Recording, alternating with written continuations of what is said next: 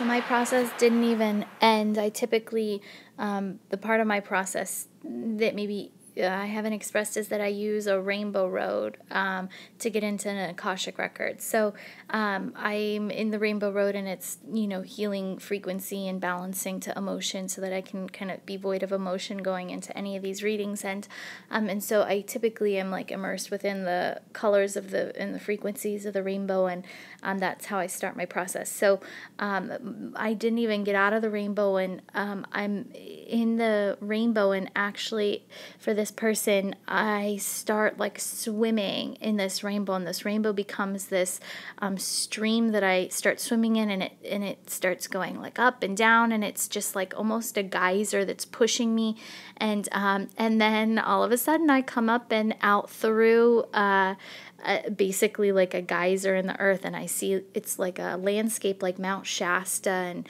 Oregon, where it's just this beautiful blue landscape sky and a big mountain top with snow and a beautiful lake, and I'm like pushed up through the crystal clear water of this lake, and then my body transforms into this griffin that is then like spinning and opening its wings in front of the sun, and I do know this person who is being read, and I know what the process is that they're about to go through, and so I start to understand exactly what this is telling me, and this is the birth of a new child into the world. And so basically I get this impression, and so I say, okay, well, what's the meaning for this person? Then let's go into their Akashic records. So I then move into the records, and the door is this very large wooden door with like 6 square boxes kind of punched into it. So I open the door and go into your records, and it's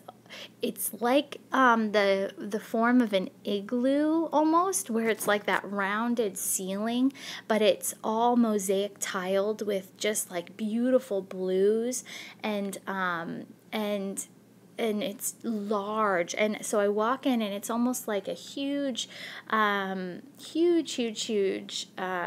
igloo, but it's nothing's cold. The sun's coming in, and at the very end it's this lookout window, and so it's a domed roof and a long kind of tubed igloo entrance that's all tiled, and there's alcoves lining this hallway that the entrance is, and it's just so beautiful, and almost like Moroccan, or it's like a Montecatini, Italy type feeling. I don't know.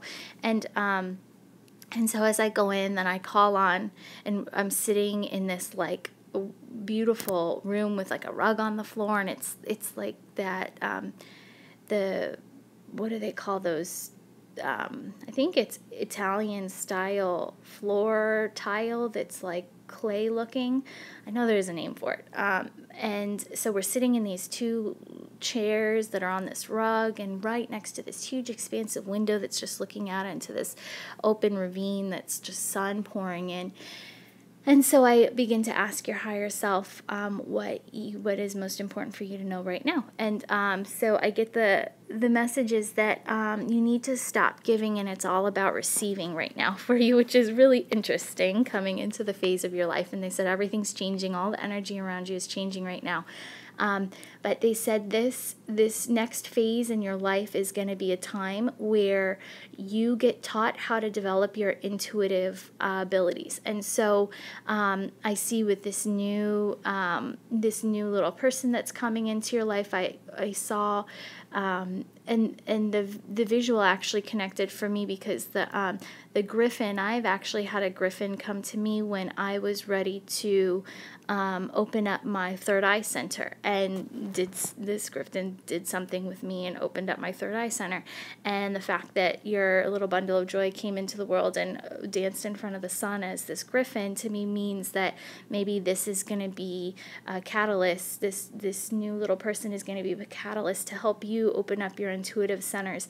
And so I felt like all this energy around you is going from giving and doing and like taking charge in the world, and it's going to completely reverse, and and you need to find this opened, I almost feel like you're melting into the surroundings around you, and you are accepting and receiving all of these subtle flow impulses that just come from you. And I felt it from your husband, and I felt it from this new child coming into your life. And I almost saw you sitting in a chair with this baby, and I feel like you connect in so much to the energy of this baby, and you're actually able to like communicate even though there's no language.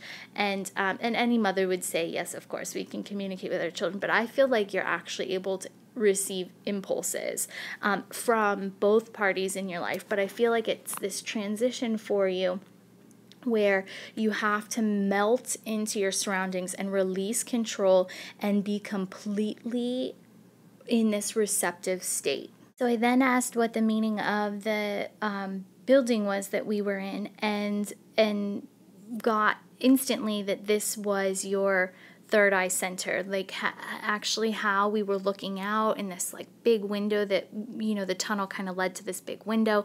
It all felt exactly like your third eye center. So everything is focused right now around, I think, you developing this intuition and being able to actually perceive the thoughts of people around you. And so this isn't something unfamiliar. We actually all move in and out of the space of perceiving the fields, the energy fields of the people around us. And so I think you're where other people are very unaware this is what they're doing, and they think they're just having these thoughts or feeling these emotions.